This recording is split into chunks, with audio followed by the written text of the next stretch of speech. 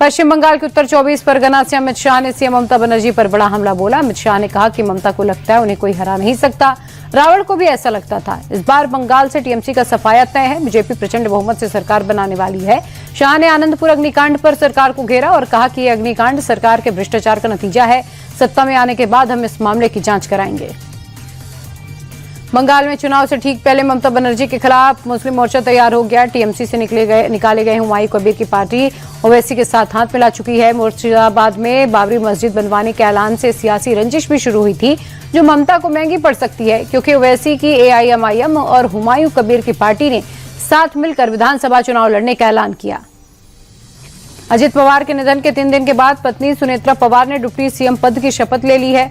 महाराष्ट्र राजभवन में बेहद सादे समारोह में सुनेत्रा पवार को शपथ दिलाई गई। सुनेत्रा पवार राज्य की पहली महिला उप मुख्यमंत्री हैं और अब वो मुख्यमंत्री देवेंद्र फडणवीस और डिप्टी सीएम एकनाथ शिंदे के साथ मिलकर सरकार चलाएंगी। हालांकि अभी सूतक होने की वजह से अगले कुछ दिन तक सुनेत्रा पवार पदभार नहीं संभालेंगी।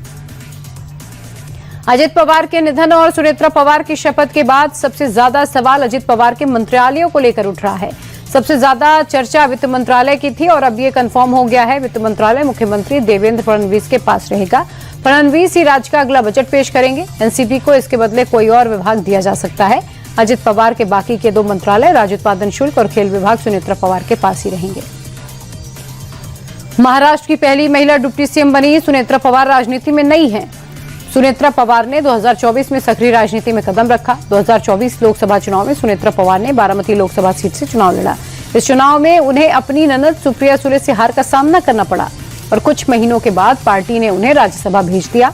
पवार परिवार की बहू सुनेत्रा पवार का मायका भी पॉलिटिक्स में एक्टिव रहा है। सुनेत्रा पवार के डिप्टी सीएम बनने से शरद पवार नाराज हैं।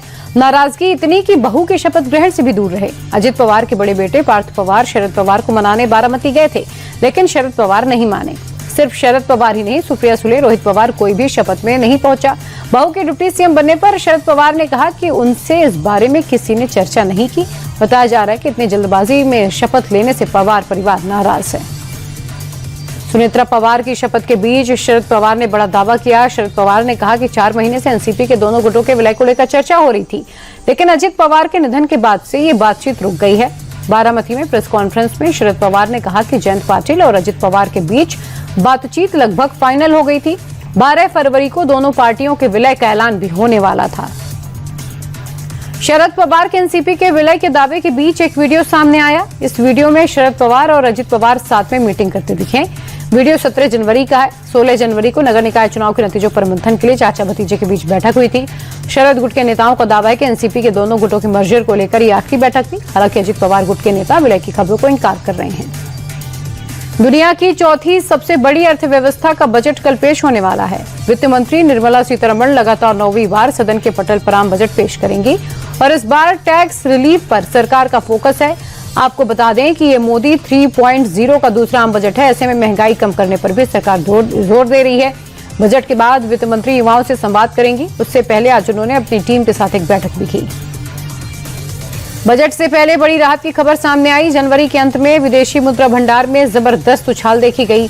देश का विदेशी मुद्रा भंडार $8 अरब बढ़कर $709 अरब पर पहुंच गया। आपने देखा होगा रुपए में लगातार अनस्टेबिलिटी बनी हुई थी, जिसे कंट्रोल करने के लिए विदेशी मुद्रा का इस्तेमाल हो रहा था और उसके बाद भी फॉरेन करेंसी एक्सचेंज का बढ़ना अर्थव्यवस्था में पॉजिटिविटी को दर्शाता है। सोने चांदी के हाल ही में बढ़ते दाम ने आम आदमी के लिए टेंशन बढ़ा दी, लेकिन 1 फरवरी को पेश होने वाले आम बजट में सरकार देश को बड़ी राहत दे सकती है। रिपोर्ट्स की माने तो वित्त मंत्री निर्मला सीतारमण आम बजट में सोना चांदी पर लगने वाली कस्टम ड्यूटी को कम करने का ऐलान कर सकती हैं।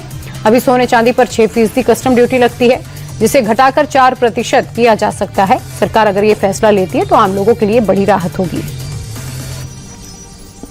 सोने चांदी के दाम में बड़ी गिरावट दर्ज की गई। चांदी की कीमत में 1,06,000 रुपए की गिरावट आई है, जिसके बाद 1 किलो चांदी का दाम 2,91,000 हो गया। तो वहीं 24 कैरेट सोने के दाम में भी बड़ी गिरावट दर्ज की गई है। एक ही दिन में सोने के दाम करीब 20,000 रुपए तक कम हो गए, जिसके बाद 10 ग्राम सोने का भाव 1,49,075 रुपए हुआ। पटना के चर्चित नीट छात्रा की संदिग्ध मौत के मामले में जांच अब सीबीआई करेगी। बिहार सरकार ने केंद्र सरकार को सीबीआई जांच की सिफारिश भेज दी। सीबीआई जल्द ही मामला दर्ज कर पटना पुलिस से केस से जुड़े दस्तावेज, साक्ष्य और अब तक की जांच रिपोर्ट अपने कब्जे में लेगी। आपको बता दें कि नीट की तैयारी करने आई छात्रा को 6 जनवरी को हॉस्टल में उसकी तबीयत बिगड़ी थी, जिसके बाद भर्ती कराया गया, लेकिन 11 जनवरी को इलाज के दौरान उसकी मौत हो गई थी। गाजियाबाद में एक बेटे की शर्मनाक करतूत कैमरे में रिकॉर्ड हो गई, जहां आरोपी ने अपनी बीमार मां को बेरहमी से पीटा।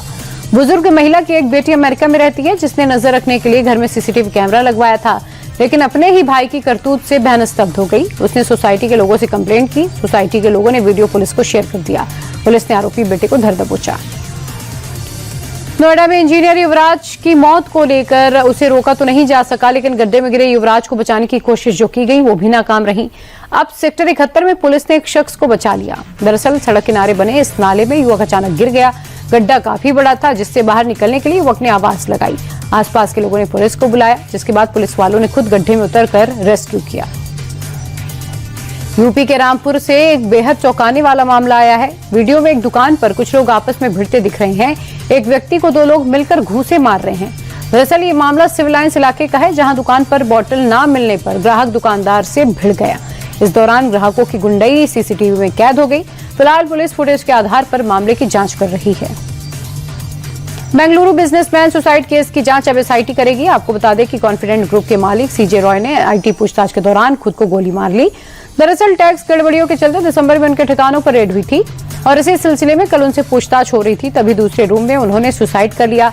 अब एसआईटी इसके पीछे की वजह भी तलाशेगी। जम्मू कश्मीर में भारी बर्फबारी और माइनस टेम्परेचर के बीच कुछ लड़के क्रिकेट खेलते दिखे। तस्वीरें गुरेज घाटी की हैं, जहां पर 5 फीट से ज्यादा बर्फ जम गई। तापमान माइनस में है, फिर भी लड़के क्रिकेट खेल रहे हैं। दरअसल इस टूर्नामेंट का आयोजन भारतीय सेना की मदद से किया गया। इसमें घाटी से लोग हिस्सा लेते हैं। वीडियो में दिख रहा है बर्फ पर मैट बिछाकर बॉलिंग और बैटिंग हो रही है।